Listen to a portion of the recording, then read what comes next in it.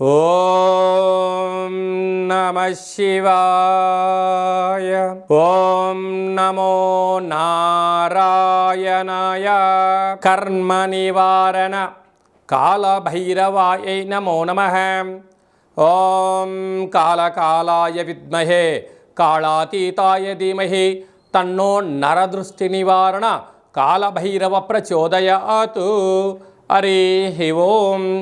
ఓం మహాదేవ్యై చ విద్మహే విష్ణుపత్నీ చ ధీమహి తన్నో మహాలక్ష్మి ప్రచోదయాత్. హరి ఓం. మా ఛానల్కి స్వాగతం. చూస్తున్న వీక్షకులకు ప్రేక్షకులకు ప్రియ కాళభైరవ భగవద్బంధులకి స్వాగతం పలుకుతూ మమ్మల్ని ఎంతగానో ఆదరిస్తూ ఉండబడినటువంటి ప్రియ సోదరీమణులకు అందరికీ కూడా వరలక్ష్మీదేవి అమ్మవారి యొక్క శుభాకాంక్షలు, ఆశీస్సులు.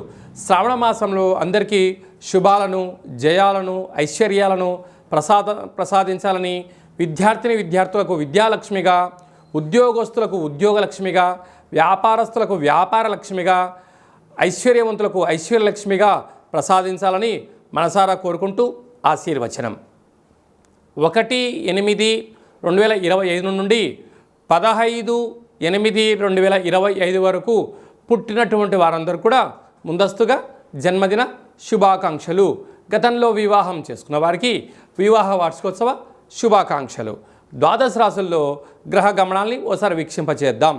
మిథున రాశిలో 12 సంవత్సరముల తర్వాత గురువు మరియు శుక్ర భగవానుడు సంయోగ సంచార స్థితి. కర్కాటక రాశిలో రవి బుధ సంచార స్థితి, బుధాదిత్య రాజయోగము. సింహరాశిలో కేతు సంచార స్థితి, కన్యరాశిలో కేతు సంచార స్థితి, కుంభరాశిలో రాహు సంచార స్థితి, మీనరాశిలో శని భగవానుని వక్రగమన సంచార స్థితితో ద్వాదశ రాశుల్లో గ్రహ గమనాలు ఈ విధంగా ఉన్నాయి.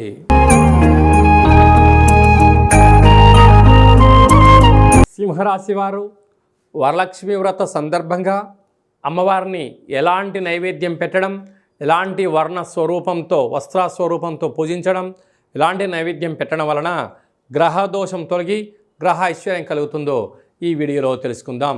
సింహరాశిలో ఏ నక్షత్రాలు వస్తాయి అనగా మఖా నక్షత్రంలోని 4 పాదాలు, పుబ్బా నక్షత్రంలోని 4 పాదాలు, ఉత్తరా నక్షత్రం 1 పాదం కలిపితే సింహరాశి.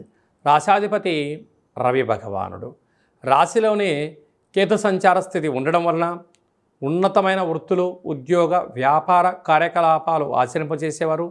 దూరపు చూపు, ప్రణాళిక, ఐశ్వర్యకరమైనటువంటి జీవితానికి చక్కగా ప్రయాణం ఏర్పాటు చేసుకోగలిగినట్లయితే భవిష్యత్తు చాలా బాగుంటుందని చెప్పి గమనించాలి. ఏడాది తర్వాత కుజభగవానుడు 2వ స్థానంలో సంచారము చేయడం వలన కుజదోష ప్రభావం కారణం వలన ధనపరమైన చిక్కులు పొంచి ఉన్నాయి. తస్మాత్ జాగ్రత్త. 7వ స్థానంలో రాహు సంచారం చేయడం వలన ప్రేమికులు, భార్యాభర్తలు చాలా విభేదాలకు గురయ్యే పరిస్థితి చాలా అధికంగా ఉంటుంది. తస్మాత్ జాగ్రత్త. అష్టమంలో శని భగవానుడు సంచారం చేయడం వలన అసలు ఇది వర్షాకాలం అవడం వలన వర్షం పడుతున్న కాల సమయంలో చెట్ల కింద ఉండడం కానీ, నీటి ప్రవాహాలతో సాహసోపేత నిర్ణయాలు కానీ చేయొద్దు. మీ జన్మ నక్షత్రం రోజున పూర్ణిమ, అష్టమి తిథి యందున పంచభూతాలతో దయచేసి చెలగాటం ఆడవద్దు. ఏకాదశంలో శుక్రుడు గురు సంచార స్థితి ఉండడం వలన మీరు ఏదైతే పనులు చేయాలనుకున్నారో ధర్మబద్ధంగా ఉండడం వలన స్థిరాస్తులు, చరాస్తులు మీ సొంతం. వ్యయంలో ఏడాది తర్వాత రవి భగవానుడు సంచారం చేయడం, రాశాధిపతి ఖర్చు స్థానంలో ఉండడం, బుధుడు కూడా అక్కడే ఉండడం వల్ల అనవసరమైన ఖర్చులు పొంచి ఉన్నాయి. అనారోగ్యము, అలాగనే ఈతి బాధలు, శత్రుబాధలు పొంచి ఉన్నాయి. ఇలాంటి కాల సమయంలో వృత్తులలో, ఉద్యోగాలలో, వ్యాపారంలో, పార్ట్నర్షిప్ వ్యవహార కార్యకలాపాలు ఆచరింపజేసే సమయంలో ఎంతో జాగ్రత్తలు అవసరం. కనుక ఈ వరలక్ష్మి వ్రత సందర్భంగా అమ్మవారికి ఎరుపు రంగు పుష్పాలతో, ఎరుపు రంగు వస్త్రాలతో అలాగా కేసరి నైవేద్యంగా పెట్టి భక్తులకు నైవేద్యంగా పంచగలిగినట్లయితే కుంకుమార్చన చేసినటువంటి ఆ కుంకుమను అందరి చేత మీరు నుదుట బొట్టు పెట్టించుకోవడం వల్ల, ఎర్రటి కంకణాలు కట్టుకోవడం వలన రుణ సమస్యలు, రోగ సమస్యలు, శత్రు సమస్యలు తొలగిపోతాయని చెప్పి గమనించాలి. మనకు శ్రావణ మాసంలో ముఖ్యమైనటువంటి పండగల గురించి క్లుప్తంగా సవివరంగా సంపూర్ణంగా తెలుసుకుందాం. 1వ తారీఖు 8వ నెల 2025 శ్రావణ మాస శుద్ధ అష్టమి శుక్రవారం సందర్భంగా ఆ రోజు స్వాతి నక్షత్రం అయింది కనుక స్వాతి నక్షత్రంలోనే సాక్షాత్గా మహాలక్ష్మీదేవి అమ్మవారు జన్మించడం జరిగింది కనుక కళౌ వెంకటనాయక అనగా వెంకటేశ్వర స్వామి వారిని స్మరించడం ధ్యానించడం. మనము పసుపు రంగు వస్త్రంలో 27 నాణెములను ఉంచి కొబ్బరికాయను ఉంచి నవధాన్యాలను ఉంచి ముడుపు కట్టడం వలన వచ్చే సంవత్సరం లోపల లక్ష్మీదేవి మన ఇంట స్థిర నివాసంగా ఉంటుందని చెప్పి గమనించాలి. 8వ తారీఖు 8వ నెల చాలా అరుదైనటువంటి కాంబినేషన్. 1 1 7 7 అంటే 7 కొండలు 7వ తారీఖు ఎలా చెప్పుకుంటామో 8వ నెల 8వ తారీఖు 2025 శ్రావణ మాస 2వ శుక్రవారము మనం వరలక్ష్మి వ్రతం అని ఉంటాం. భూమండలం అంతను కూడా పెద్ద పండగ.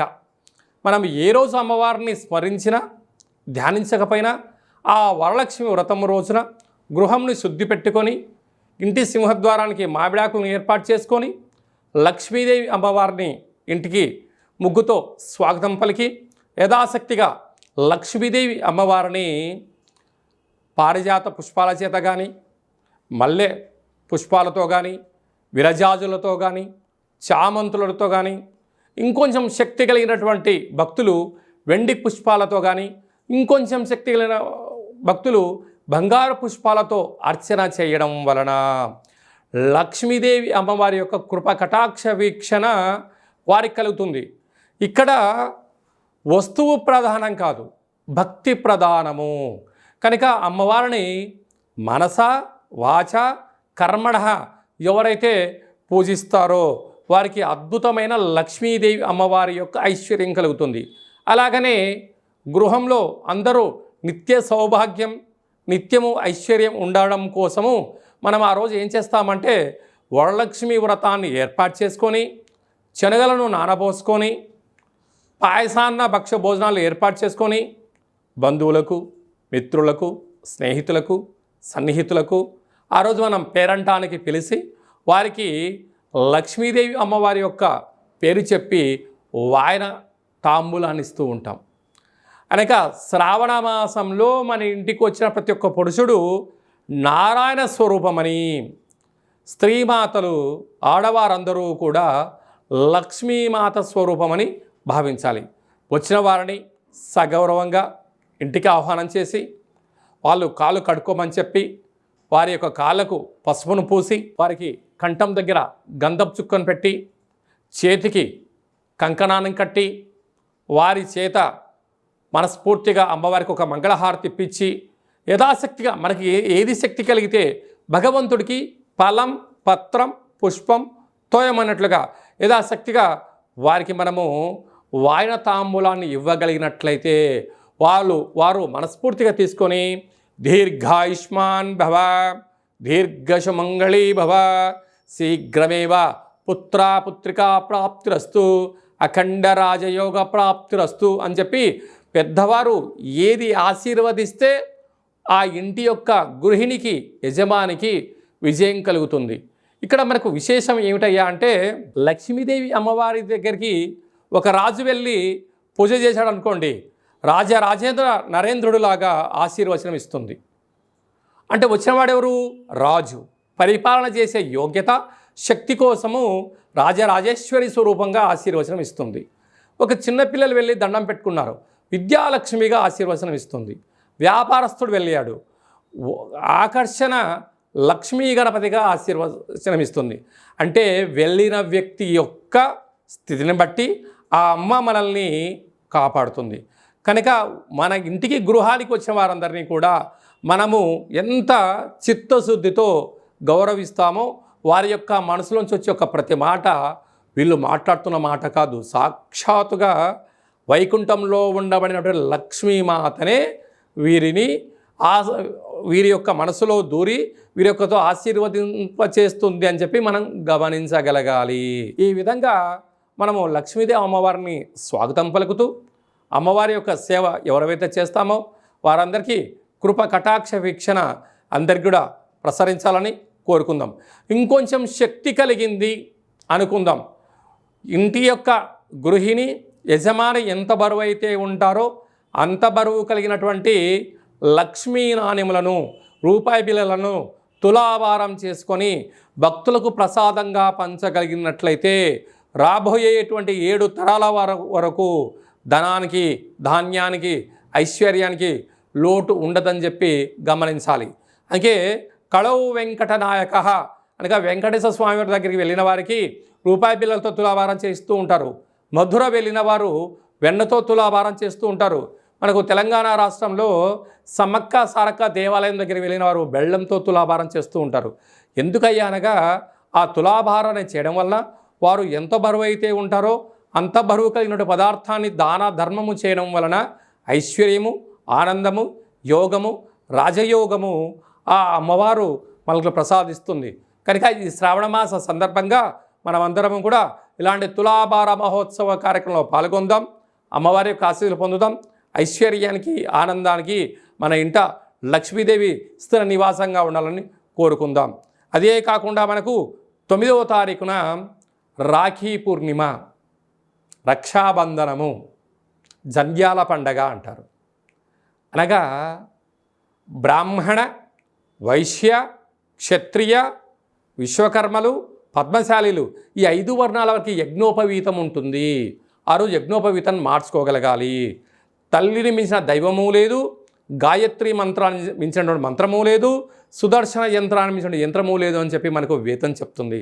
కనుక నువ్వు ఏ రోజు ఏం చేసినా చేయకపోయినా ఈ శ్రావణమాస పూర్ణిమ సందర్భంగా యజ్ఞోపవీత ధారణ చేసి కనీసం ఒక 108 సార్లు, కుదరలేదు కనీసం 27 సార్లు గాయత్రి మంత్రాన్ని ఓం భూర్భువత్స్వః తత్స్వవితుర్వరేణ్యం భర్గో దేవస్య ధీమహి ధియో యో నః ప్రచోదయాత్ అనేటువంటి మంత్రాన్ని ప్రాతకాలము, మధ్యాహ్నము, సాయం సంధ్య గావిత్రి, సావిత్రి, మహాసరస్వతి అంటే అమ్మవారు ఈ 3 రూపాల్లో ఉంటూ మనల్ని కాపాడుతూ ఉంటుంది.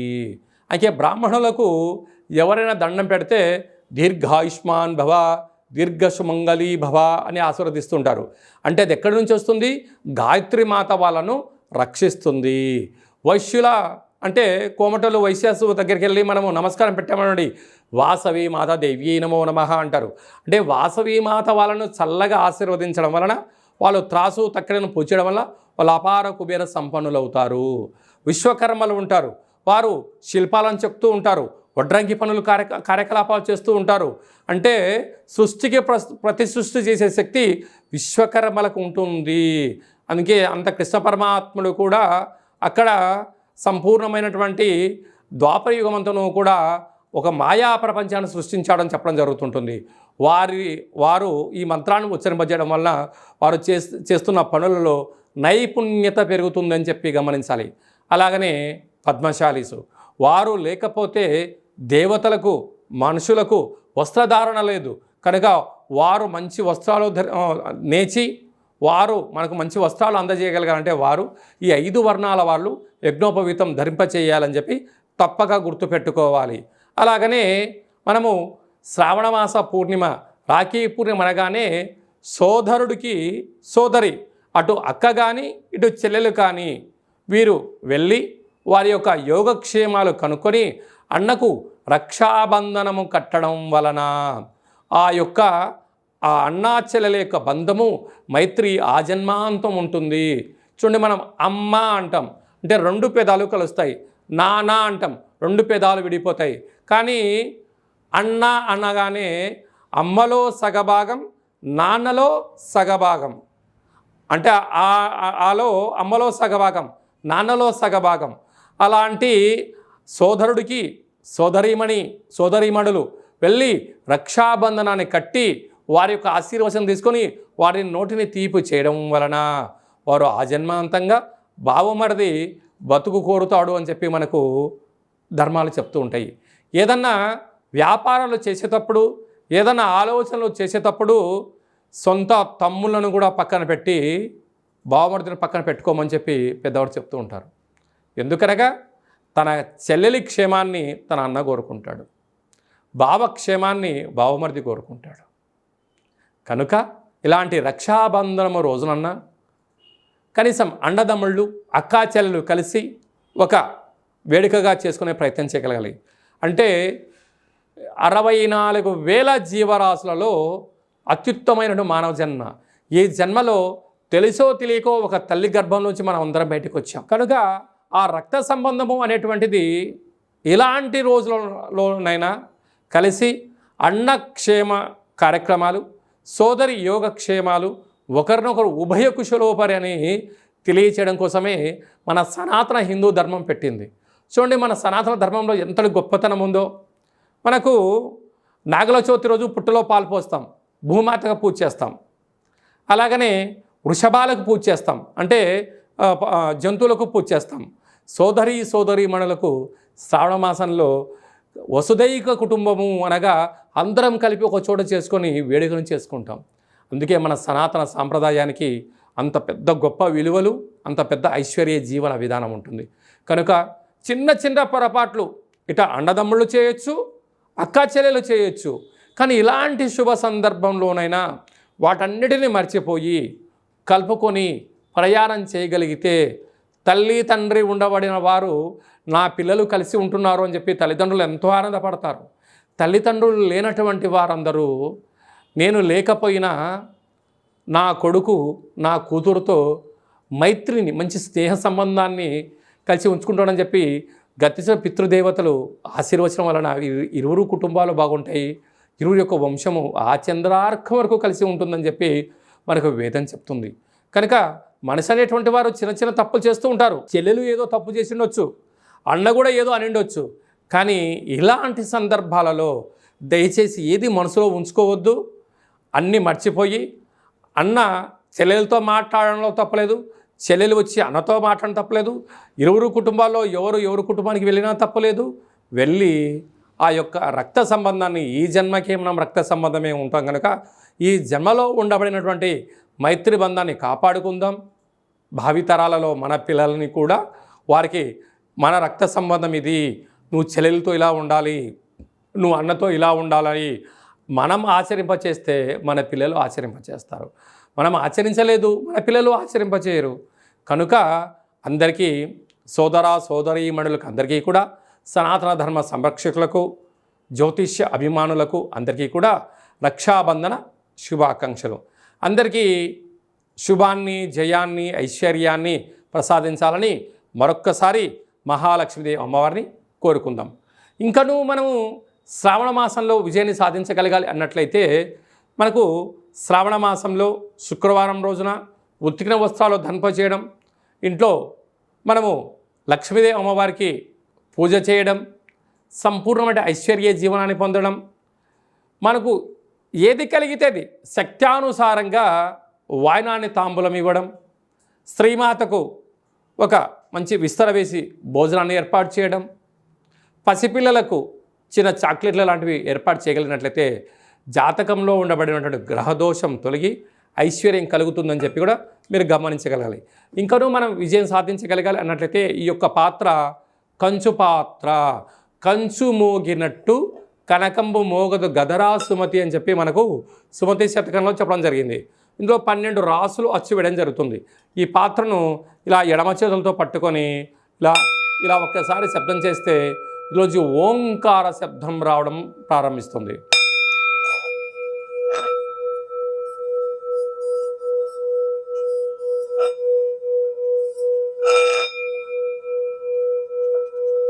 ఇలా శబ్ద తరంగాల్ని ఏర్పాటు చేయడం వలన ఉదయము సాయంత్రము మనము పూజ చేసిన తదనంతరము గృహంలో మనం ఇలా ఓంకార శబ్దాన్ని సృష్టించడం వలన గ్రామంలో, దేశంలో సంచరించేటువంటి లక్ష్మీదేవి గళ్ళుమంటూ మన ఇంట్లోకి రావడం, మన ఇంట్లో ఉండబడినటువంటి జ్యేష్ఠాదేవి బయటికి వెళ్ళిపోవడం జరుగుతుందని చెప్పి కూడా గమనించాలి.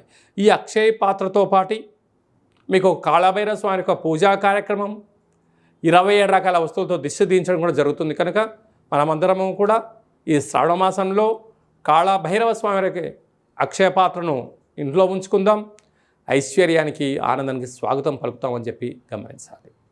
మీ వ్యక్తిగత జాతకం తెలుసుకోవాలనుకుంటున్నారా? మీ పేరు, పుట్టినటువంటి తేదీ, నెల, సంవత్సరం, పుట్టిన సమయం రాసి మీరు వాట్సాప్లో పంపించగలిగినట్లయితే 100 సంవత్సరముల జాతకాన్ని సంపూర్ణంగా సవివరంగా వ్రాసి మీకు పంపించి మీరు పుట్టినప్పుడు గ్రహ గమనాలు ఎలా ఉన్నాయి, ప్రస్తుతం ఎలా ఉంటున్నాయి, రాబోయే కాలంలో ఎలా ఉండబోతున్నాయో వివరిస్తూ మీరు విజయం సాధించేంత వరకు మన యొక్క కాళభైరవ ఆశ్రమం దగ్గర నుంచి అన్ని విధాలా మీకు తోడు నీడగా ఉంటామని చెప్పి గమనించగలగాలి. అదే కాకుండా కూడా చాలామందికి పుట్టినటువంటి కాల సమయంలో డేటా బర్తులు లేనటువంటి వారికి మీ పేరు యొక్క మొదటి అక్షరాన్ని అనుసరిస్తూ, రాశిని అనుసరిస్తూ, గవళ ద్వారా అనగా రమణ శాస్త్రం ద్వారా భూత భవిష్యత్ వర్తమానాన్ని తెలియజేయడం జరుగుతుంది. కనుక జాతకాన్ని తెలుసుకుందాం, జీవితంలో ఉండబడిన అడ్డంకులను తొలగించుకుందాం, ఐశ్వర్యాన్ని ఆనందాన్ని పొందుదామని చెప్పి గమనించాలి. కనుక ఆసక్తి గలవారు అపాయింట్మెంట్ తీసుకొని సంప్రదించగలరు. అందరికీ ఈ శ్రావణ మాసంలో శుభం, జయం, లాభం జరగాలని కోరుకుంటూ ఆశీర్వచనం. ఓం శతమానం భవతి శతాయు పురుష సతేంద్రియ ఆయుష్యేవేంద్రియే ప్రతిష్టతి ధనం ధాన్యం బహుపుత్రలాభం శత సంవత్సరం దీర్ఘమాయు సర్వే జనా సుఖినో భవంతు లోకా సమస్తా సుఖినో భవంతు సర్వం మహాలక్ష్మీదేవతార్పణమస్తు. హరి ఓం. ఈ వీడియో మీకు నచ్చినట్టయితే లైక్ చేయండి, షేర్ చేయండి. అందరికన్నా మీ వ్యక్తిగత జాతకాన్ని ముందుగా మీరు తెలుసుకోవాలి అనుకుంటున్నట్లయితే మా ఛానల్ని సబ్స్క్రైబ్ చేసుకోండి, గంట సింబల్ ప్రెస్ చేయండి, అలానే బటన్ కూడా తెలియచేయండి. హిందూ ధర్మాన్ని కాపాడండి.